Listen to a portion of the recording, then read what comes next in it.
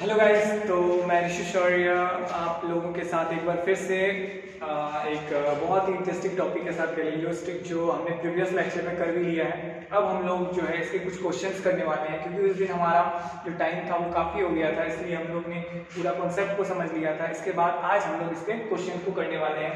तो एक बार क्विक रिकॉप कर लेते हैं कि क्या क्या हमने वहाँ पर किया था। तो गैलीलियोस्टिक के बारे में आप लोगों को मैंने बता दिया था कि गैलीलियोस्टिक जो है इसमें हमने क्या जानना है कि जब एक्सेलरेशन कांस्टेंट होता है, जब कांस्टेंट हमारे पास एक्सेलरेशन होता है, जब हमारे पास एक्सेलरेशन कांस्टेंट होता है, जब हमारा एक्सेलरेशन क्या है कांस्टेंट है, तब हमने बहुत सारे मतलब तीन इक्वेशन को पढ़ा था। उन तीन इक्वेशन में से हम लोग एक इक्वेशन था v ut plus half at², ये मेरा पहला इक्वेशन था। दूसरा इक्वेशन क्या था, तो s ut plus half at²। This is the second equation of the constant acceleration, and the third equation is v square equals to u square plus 2as is the third equation. So now we are going to start the Galileostic. As we know that the motion in a straight line, कि हमने ये जान रहे हैं कि motion in straight line में हमने क्या पढ़ा था। तो मोशन इन स्ट्रेट लाइन में हमने कांस्टेंट एक्सेलरेशन पर ये तीन इक्वेशन पढ़ रहे थे। आज जो है हम लोग करने वाले हैं मोशन स्ट्रेट लाइन में जब कांस्टेंट एक्सेलरेशन रहता है, तो जब कभी u = 0 आपको दे दी जाए तो आप कैसे किसी भी इक्वेशन को कितनी जल्दी कर सकते हैं, ये चीज आज हम लोग सीखने वाले हैं। तो ये गैलीलियो है जिन्हें फादर ऑफ फिजिक्स माना जाता है। तो गैलीलियो ने बताया था, इसलिए इनके नाम पर ये डिफाइन हो गया। और ये तीन इक्वेशन का हम लोग यूज करके अक्सर क्वेश्चन सॉल्व किया करते हैं, लेकिन आज जो हम लोग करने वाले हैं वो एक ट्रिक का यूज करके हम लोग बहुत सारे क्वेश्चन को सॉल्व करने वाले हैं। तो चलिए स्टार्ट करते हैं हमारे आज के जो क्वेश्चन है इसके साथ। तो हमारा जो आज का क्वेश्चन है वो हमारा क्वेश्चन ये है जो आपके अभी स्क्रीन पर आ चुका है।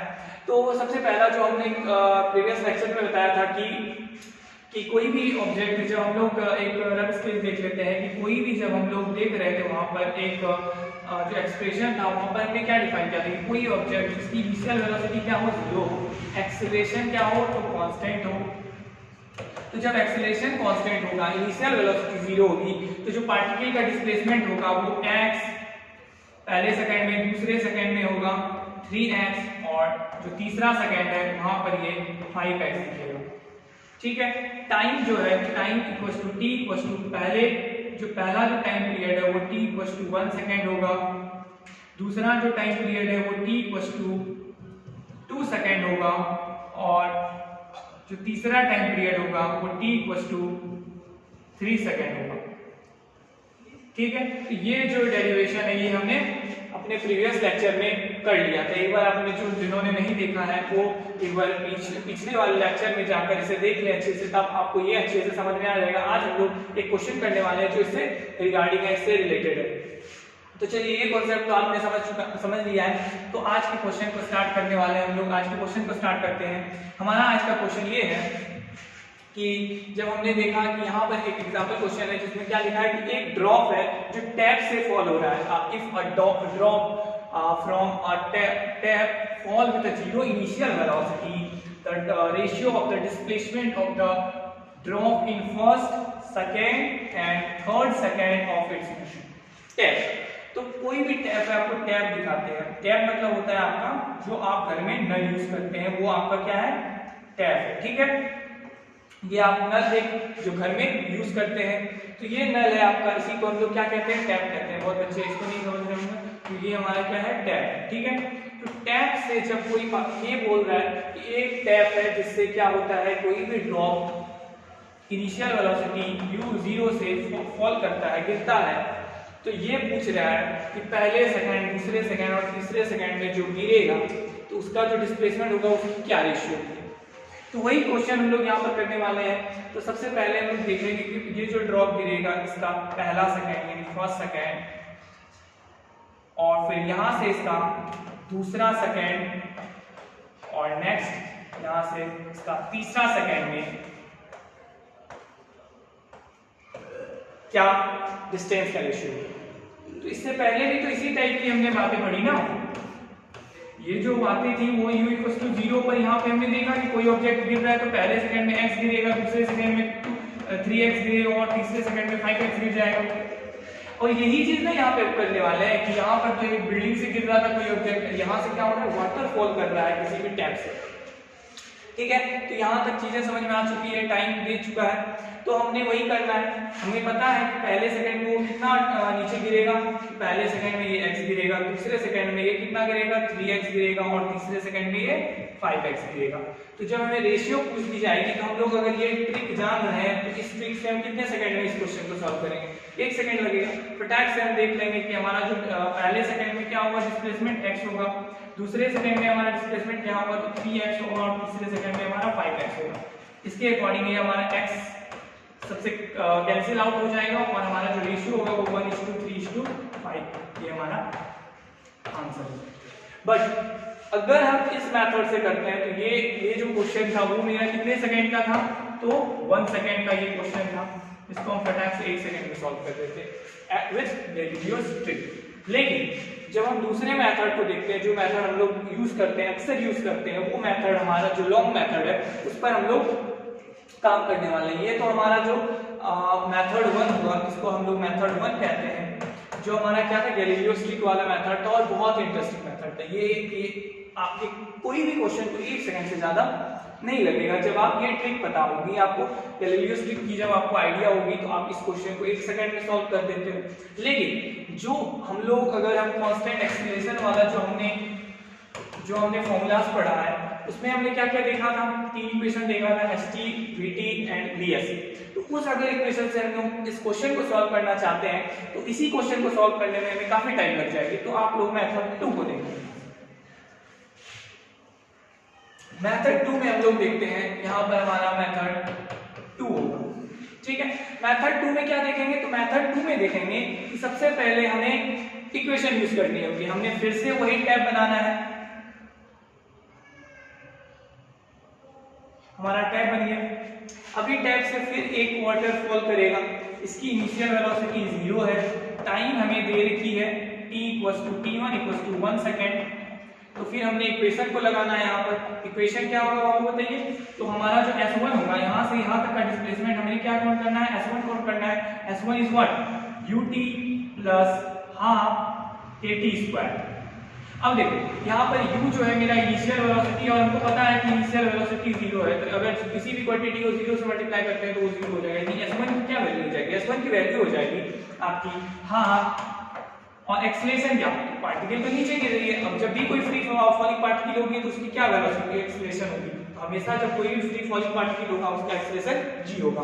तो उसके अकॉर्डिंग यहाँ पर क्या वैल्यू होगी, 10 होगी इनटू टाइम। तो पहला जो टाइम है वो 1 सेकंड का है, तो यहाँ पर हम लोग पुट करेंगे वैल्यू।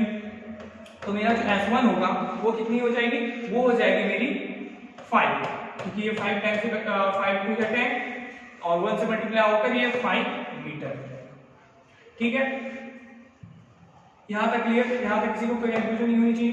तो चलिए 5 मीटर जो हमारा s1 है, तो हमारा जो s1 आ गया है, क्या आ गया है, 5 मीटर। तो यहाँ से हम लोग s1 5 कर दिए। अब नेक्स्ट सेकंड, तो जब ये पार्टिकल यहाँ पहुंच गई है तो वहां से उसको एक t = 2 सेकंड, यानी t2 = 2 सेकंड। ये दूसरे सेकंड में ये क्या करेगी, अगर हम लोग इसको यहाँ से काउंट करते हैं, कुछ बच्चे क्या करेंगे तो यहाँ से भी निकाल लेंगे डिस्प्लेसमेंट। तो यहाँ से उसको इनिशियल वेलोसिटी तो 0 नहीं मिलेगी, लेकिन जब कोई भी पार्टिकल की डिस्टेंस हम अगर यहाँ से फिर से ऑब्टेन करें तो यहाँ से तो इसकी इनिशियल वेलोसिटी फिर से 0 हो जाएगी। यानी इक्वेशन यही यूज कर ली जाएगी जो हमने पहले इक्वेशन को यूज की थी। तो S2 के लिए भी हमने उसी इक्वेशन को यूज करनी है यहाँ पर, क्योंकि इनिशियल वेलोसिटी तो इस केस में भी हमारा अगर S2 निकालते हैं यहाँ से यहाँ तक का तो वो भी 0 रहता है। तो S2 इज व्हाट, वहां पर भी ut होगी, तो ut तो u 0 है तो ut 0 हो जाएगी, प्लस एक्सीलरेशन की वैल्यू g है, और टाइम, तो टाइम क्या देख रहे हैं, नेक्स्ट जो पार्टिकल ड्रॉप कर रहा है वो कितने सेकंड में कर रहा है, दूसरे सेकंड में कर रहा है। तो यहाँ पर टाइम क्या हो जाएगा 2 का स्क्वायर। तो उसके अकॉर्डिंग क्या हो जाएगा, ये 5 2 10 एंड देन क्या हो जाएगा 20 मीटर। यानी मेरा जो S2 है, S1 क्या था, S1 is 5 metre and S2 is 20 metre. Any problem, चलिए ठीक है। तो हमारा क्या हो गया, S2 फाइंड आउट हो गया, S1 फाइंड आउट हो गया, लेकिन हमें क्या चाहिए था, हमें तो ये डिस्प्लेसमेंट चाहिए था ना। तो अगर हम ये S2 को क्या S1 को क्या मान लें, x मान लें, कुछ भी मान सकते हैं, S1 तो x मान लेते हैं, तो हमारा s2 क्या हो जाएगा, तो सॉरी ये s2 नहीं, ये x2 हो जाएगा, ठीक है। ये x हो गया, ये x2 हो गया, x2 क्या हो जाएगा, x2 इज व्हाट, तो x2 is s2 minus s1, s2 minus s1 and s2 is what, तो s2 is 20 and minus s1 is 5, then क्या हो जाएगा, ये मेरा 50 मीटर हो जाएगा, यानी हमारा जो x2 है वो 15 मीटर है। हमारा x आ चुका है, x2 आ चुका है, यानी इसको अगर हम x1 मान लेते हैं तो s1 क्या है, x1 है, और x2 क्या है, s2 minus s1 is 20 minus 5 is 15 metre, then x1 and x2 is 5 and then अब हम लोग इसके आगे वाले स्टेप पे जाते हैं। तो हमारा जो अगला स्टेप होगा वो क्या होगा, वो बताओ। तो देखो हम लोग 1 सेकंड के लिए निकाल लेंगे, water drop in first second is s1 is equal to x2 sorry x1 is equal to 5 metre, it is find out, यानी x1 हमारा फाइंड आउट हो चुका है 5 मीटर। चलिए अब हमारा जो दूसरा है वो क्या था, x2 है, तो x2 को भी हम लोग फाइंड कर लिए थे, s2 यानी s2 minus s1 is what, तो s2 मेरा 20 था, s1 मेरा 5 था, ये हो गया था 50 मीटर। तो हमारा x1 x2 मिल चुका है, यानी पहले सेकंड में ड्रॉप 5 मीटर ट्रेवल करा, दूसरे सेकंड में 50 मीटर ट्रेवल करा, यहां तक क्लियर है। अभी तीसरा सेकंड का हम लोग फाइंड आउट करते हैं, तो ये हम लोग क्या कर दिए, t3 इज 3 सेकंड, ठीक है। तो t3 इज 3 सेकंड, तो यहां पे तो हमने पूरा वर्ड लिया है, तो हम लोग नेक्स्ट पेज पर चलते हैं। तो चलो हम लोग नेक्स्ट पेज पर चलते हैं, तो हम लोग चलो यहाँ पे देखते हैं हम लोग क्या कर रहे थे। तो यहाँ पर वही कर रहे थे, वही टेप था मेरा, ठीक है, वही मेरा टेप है। यहाँ से ड्रॉप जो अभी तक हमने क्या क्या फाइंड किया है, तो हमने x1 फाइंड कर लिया है 5 मीटर, x2 भी फाइंड कर लिया है, वो कितनी थी, वो थी मेरी 50 मीटर। अब हम लोग क्या फाइंड करने वाले हैं, तो ये हमने x1 फाइंड कर लिया है eight t1 equal to 1 second पर, हमने x2 भी फाइंड कर लिया है, कहां पर, तो x2 is what at t equal to t2 equal to 2 second पर। तो ये मेरा जो x1 है वो 5 मीटर आया हुआ है, और जो मेरा x2 है वो क्या आया है, 50 मीटर आया हुआ है। अब हमारा जो नेक्स्ट है वो क्या होगा, तो हमारा जो टाइम है, टाइम t इक्वल टू यानी t3 इक्वल टू 3 सेकेंड के हमें फाइंड करना है। तो चलिए यहां से हम लोग ले रहे थे अभी भी, तो हमारा जो ये तीसरा भी होगा वो क्या होगा, s3 लेते हैं, ठीक है। और हमने s2 भी निकाला था, इसे भी याद रखिए क्योंकि अभी हमें s2 की यूज होगी। तो s2 हमने निकाला हुआ था, आपने देखा होगा पीछे कि हमारा क्या आया हुआ था 20 मीटर। तो अभी हम लोग को क्या करना है, हमारा टारगेट क्या है, हमें फाइंड करना है s3। s2 एक्चुअली हमने फाइंड कर चुका है, तो हमने अभी क्या फाइंड करना है, s3 फाइंड करना है, इक्वेशन वही यूज करना है। तो इक्वेशन क्या था हमारा, ut प्लस हाफ at²। तो हमें पता है कि इनिशियल वेलोसिटी क्या है, 0 है, तो ये वाला पूरा क्वांटिटी 0 हो गया। Then s3 is what, s3 is defined as half, a की वैल्यू क्या है, तो g है, a इज ग्रेविटी यानी 10 and t equals to 3 second यानी 3 का स्क्वायर। तो ये 5 2 जा 10 सॉरी 5 2 जा 10 या, तो ये 5 हो गया और ये 9 हो गया, यानी ये टोटल कितने हो गए 45 मीटर, यानी हमारे पास s3 भी फाइंड आउट हो चुका है। s3 इज व्हाट 45 मीटर, यहां तक किसी को कोई कंफ्यूजन नहीं है। चलिए अब हमें s3 नहीं चाहिए था, हमें क्या चाहिए था, हमें t 3 सेकंड में क्या डिस्प्लेसमेंट हुआ, x3 चाहिए था। हमने x1 निकाला, x2 निकाला, अब हमें क्या चाहिए था, x3 चाहिए था। तो चलिए तो x3 के लिए क्या करना होगा बाबू, तो हमें s3 पता है, s2 पता है, और यही वाला पोर्शन ना मेरा x3 है, तो क्या करेंगे s3 minus s2, then s3 minus s2 is मेरा x3, और हमें s3 भी पता चल चुका है 45 माइनस s2 इज पहले से पता था 20 इज x3 इज व्हाट, तो x3 हमारा फाइंड आउट हो चुका है। तो हम यहां पर भी लिख सकते हैं कि x3 इज व्हाट, तो 45 माइनस 20 यानी 25 इक्वल्स टू x3, तो x3 इज 25 मीटर। चलिए तो हमारे पास फाइनली ये तीनों पोजीशन मिल, मतलब डिस्प्लेसमेंट मिल चुकी है कि ड्रॉप जो पहले सेकंड में ट्रेवल करेगा 5 मीटर करेगा, फिर दूसरा सेकंड में वो 50 मीटर ट्रेवल करेगा, और तीसरा सेकंड में क्या करेगा वो 25 मीटर करेगा। यहां तक हमने क्लियर समझ लिया है। चलिए इसके आगे जो हम लोग क्या करना है, तो क्वेश्चन मेरा ये नहीं था कि डिस्प्लेसमेंट निकालना है, question is that we have to find the ratio then here we have to find the ratio of x1 is to x2 is to x2.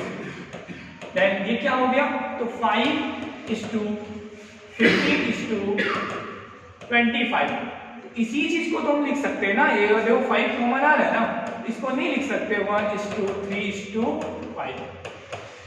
तो हमारा ये सारा प्रोसेस करने के बाद हमने इस आंसर को अप्रोच किया, और वही जो हमने इतनी सारी मेहनत करी, इतना सारा कैलकुलेशन करा, तब हमें जाकर ये आंसर मिला।